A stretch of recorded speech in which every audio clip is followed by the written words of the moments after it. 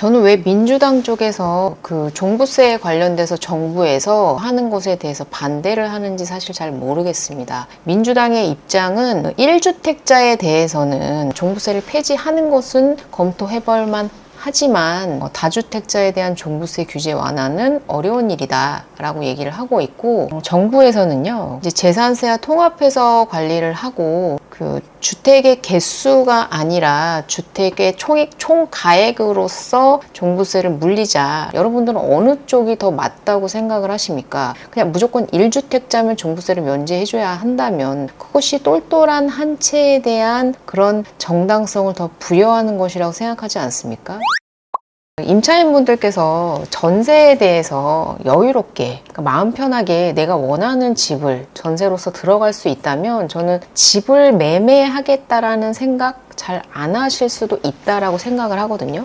그러니까 어차피 내가 집을 어디서 구하든 전세로서 편안하게 집을 구할 수만 있다면 굳이 불안정하게 집을 사서 하락에 대한 불안 심리를 내가 가질 필요도 없고 저렴하게 전세로 살 수 있잖아요. 근데 그럼에도 불구하고 지금 매매를 하고 계신 것은 전세가가 불안하기 때문에 그냥 집을 사버리시는 거거든요.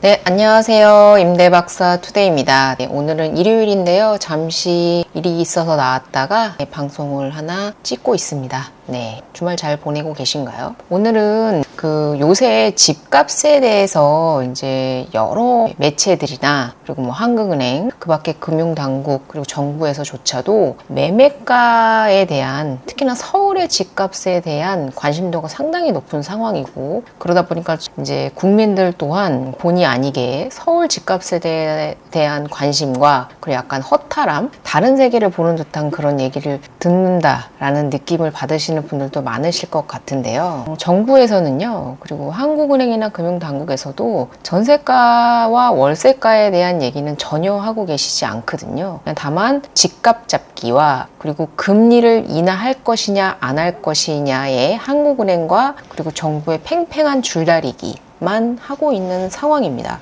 그래서 모든 스포트라이트가 금리 인하에 쏠려 있거든요. 근데 뭐 국민들께서는 느끼시겠지만 이미 금리는 이미 선반영되어 있습니다. 화면을 보시면요, 한국은행 총재께서는 금융안정 상황 보고서라는 거에 대해서 9월 27일 날 기사인데요. 대출금리 0.2%포인트를 내리면 서울 집값 0.83%포인트 더 오를 것이다 라고 얘기를 하고 있는데요. 이미 금리는 선반영됐습니다. 코픽스 같은 경우에도 이미 기준금리보다 더 낮은 가격에 형성이 되고 있고, 모든 우대금리를 받고 그리고 특별한 조건을 갖추신 분들에 한해서지만 한때는 3% 밑으로 금리가 내려가기까지 했는데, 이것을 어거지로 가상금리를 올려서 붙여서 금리를 어거지로 올린 것이 금융당국이거든요. 그렇기 때문에 지금 이미 금리에 대한 인하 시그널은 이미 왔고, 그리고 금리를 내리지 않을 수 없는 상황이 왔기 때문에 대출금리는 이미 선반영되어 있는 상태인데, 대출금리를 0.25% 내린다고 해서 서울 집값이 0.83%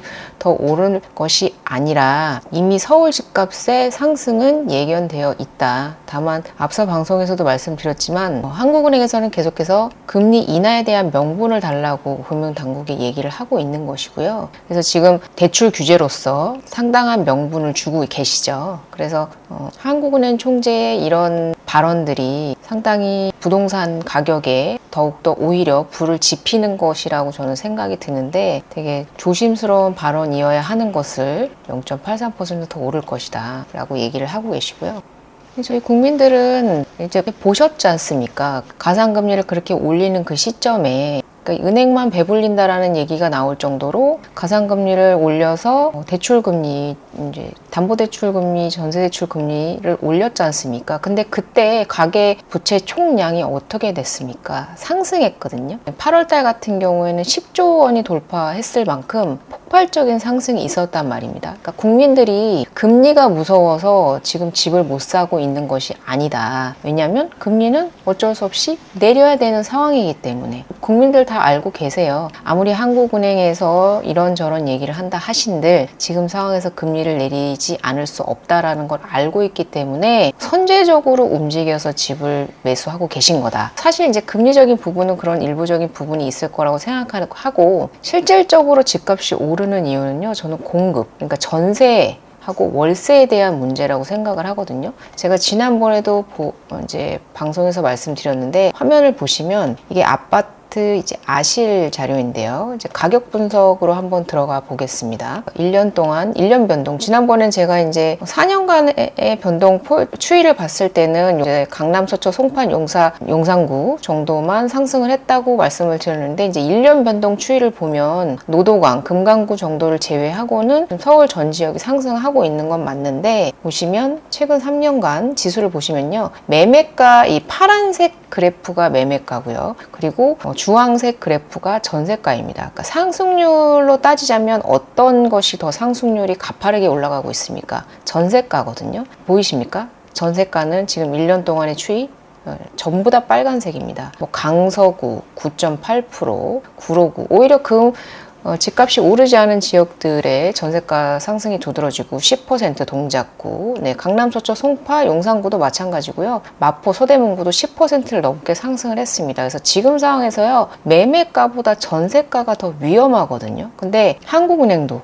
금융당국도 정부에서도요. 그 어떤 정부 기관에서도요. 전세가에 대한 그런 불안정한 상황에 대해서는 얘기하고 있지 않습니다. 왜냐하면 다주택자를 규제하고 있어요. 민주당이든 국민의힘이든 이제 양당 간에 지금 상황에서는 다주택자를 규제하는 것에 대해서는 국민들의 여론과 심리가 그것이 옳다라고 믿고 있기 때문에 그 다주택자 규제를 풀 수 없는 상황이기 때문에 그 다주택자 분들께서 집을 팔고는 계신데 이제 종부세에 대한 압박과 물론 이제 종부세가 조금 완화돼서 종부세를 내는 사람들이 줄어들기도 했고 금액도 많이 줄어들긴 했지만 윤석열 정권 들어와서 종부세가 줄어든 거거든요. 그 전에는 문재인 정권 때는 정말로 살인적이라 만큼 상당한 종부세에 대한 부담이 있었기 때문에 윤석열 정권 들어와서 종부세가 조금 내려간 거란 말입니다. 그래서 어찌됐건 다주택자가 계속해서 집을 던진 거예요. 문재인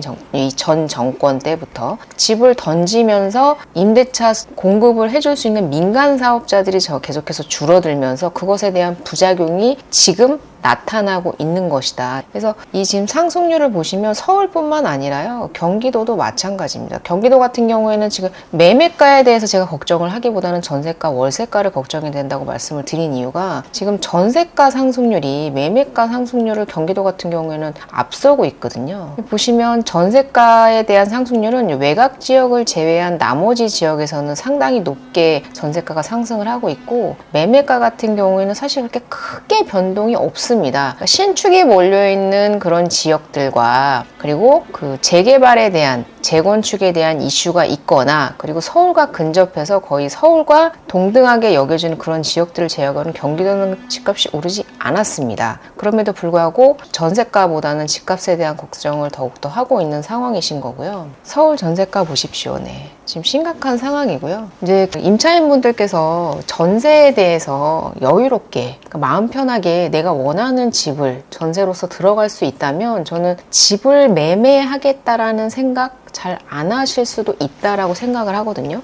그러니까 어차피 내가 집을 어디서 구하든 전세로서 편안하게 집을 구할 수만 있다면 굳이 불안정하게 집을 사서 하락에 대한 불안 심리를 내가 가질 필요도 없고 재산세 또는 뭐 종부세 등등 여러 가지 세금에 대한 그런 부담도 내가 지지 않으면서 저렴하게 전세로 살 수 있잖아요. 근데 그럼에도 불구하고 지금 매매를 하고 계신 것은 전세가가 불안하기 때문에 그냥 집을 사버리시는 거거든요. 근데 심지어 지금 대출 규제를 하면서 전세 대출까지 맡고 계시잖아요. 그러니까 이제 임차인분들께서 전세까지 쉽게 구하지 못하는 상황이 되다 보니까 이제 그 반대급부적으로 월세가가 폭등을 하고 매매에 대한 수요가 증가를 하는 거 것이다. 전 이렇게 말씀을 드리고 싶습니다. 그래서 전세에 대한 안정성을 정부에서 줄 수만 있다면 매매가에 대한 상승에 대한 안정세 분명히 가져올 수 있다고 보는데, 보시면 경상도, 경상북도를 제외하고는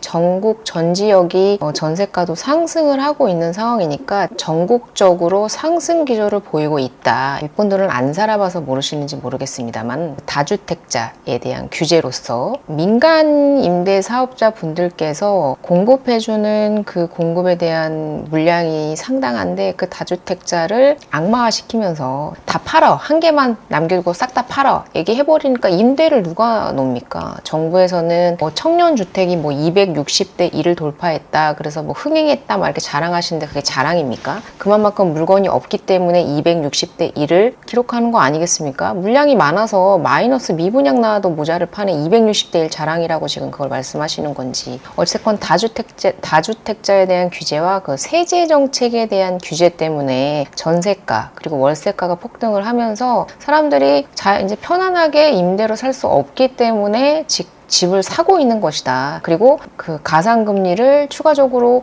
부과하면서 금리를 높였음에도 불구하고 그렇게 폭발적으로 거래량이 상승할 수 있었던 것도 다 그런 이유이다. 이렇게 말씀을 드리고 싶습니다. 네, 서울 경기 집값 꺾이기 시작했다. 더 지켜보고 금리 판단하겠다. 네, 금융통화위원회 위원께서 집값이 꺾였다고 하십니다. 제가 아까 앞서 보여드렸지만 경기 집값 안 올랐거든요. 안 올랐는데 뭐가 꺾였다는 건지, 상승률이 꺾인 거지 집값이 꺾인 게 아니거든요. 근데 무슨 한 달 만에 서울 경기 집값이 꺾이기 시작했다, 오른 적도 없습니다. 오른 적도 없고 일부 특정 단지 신축 아파트들 일부만 상승을 한 것이지 그게 전반적인 흐름은 아닌데 집값이 꺾이기 시작했다. 아무튼 간에 어쨌든 금리 우리 인하해도 될 것 같아 라고 얘기하고 계신 거고요. 심지어 OECD에서도 기준금리 인하해라 라고 권고를 했습니다. 네, 한국은행 성장률을 하향시키면서 0.1%포인트 하향시키면서 기준금리 인하를 해. 지금 안 그러면 더 좋지 않을 거야 라고 심지어 OECD에서 권고를 할 정도고요. 지금이 정말 막차인가? 커지는 금리 인하 가능성 대출 규제 더 조일까? 네, 제가 지난번 방송에서 금리 인하에 대한 명분을 쌓기 위해서 대출 규제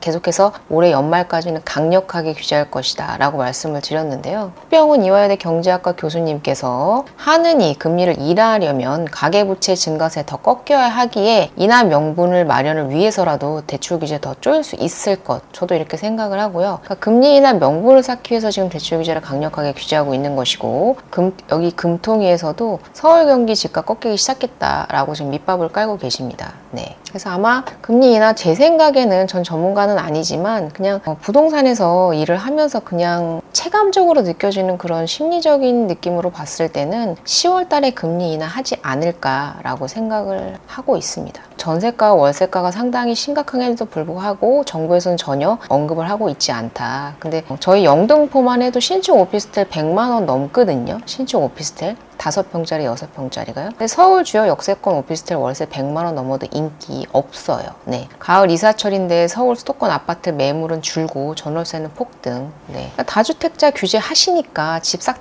다 팔고 한 개만 갖고 계시라고 하셨지 않습니까? 그러다 보니까 누가 임대를 내놓습니까? 그 청년주택, 그리고 정부에서 내놓는 그런 임대주택 50대 1, 100대 1, 200대 1 흥행에 성공했다 얘기하시면서 그걸 자랑이라고. 네, 그만큼 물건이 적으니까 그렇게 경쟁률도 심한 건데, 그러면서 민간에서도 임대차 공급 못하게 만들어 놔서 지금 전월세가 폭등하고 있는데 서울의 집값 잡겠다고 지금 난리를 치고 계신 상황이신 거고요. 네, 서울 아파트 월세 고공행진 상승세 갈수록 뚜렷하다. 네, 계속해서 이렇게 될 겁니다. 네, 전세, 그리고 이제 일부 분들께서는 다주택자 잡아야 된다. 그 사람들 때문에 집값 오르는 것이다 라고 얘기하고 있는데요. 다주택자 없어질수록 전세도 없어지는 겁니다. 네, 전세가 없어지면 월세가 비싸지고 집값이 오르게 되어 있거든요. 집 못 사시는 분들은 월세로 가셔야 돼요. 그래서 월세가 고공행진하는 것이다. 주담대 죄자 마포 월세 1,000만 원. 지금 부동산의 매수 심리를 한번 보시면요. 지금 전국 단위이고요. 매수 심리 심리, 매도자가 압도적으로 많습니다. 그래서 매수자 우위 지수고요. 전국적으로 다 그렇습니다. 지금 상황에서는요. 네, 전세 보실까요? 공급 부족입니다. 임차인 분들이 상당히 불리한 상황이다 보셔야 돼요. 다주택자가 집을 사셔야지만 전세가가 하락을 하는 거거든요. 매매가와 전세가를 동시에 잡을 수는 없어요. 그래서 서민들을 위해서 전세가를 안정시킬 것이냐, 아니면 매매가를 통제해서 전세 부족 현상을 일으킬 것이냐, 두 가지밖에 없거든요. 그러다 보니까 사실 뭐 60억, 100억짜리 정말 일부 지역에 대한 그런 특정 지역에 대한 그런 이제 기사들이 너무 자극적으로 나오다 보니까 상대적 박탈감 때문에 더욱더 분노를 느끼시는 게 아닐까라는 생각이 들긴 하지만,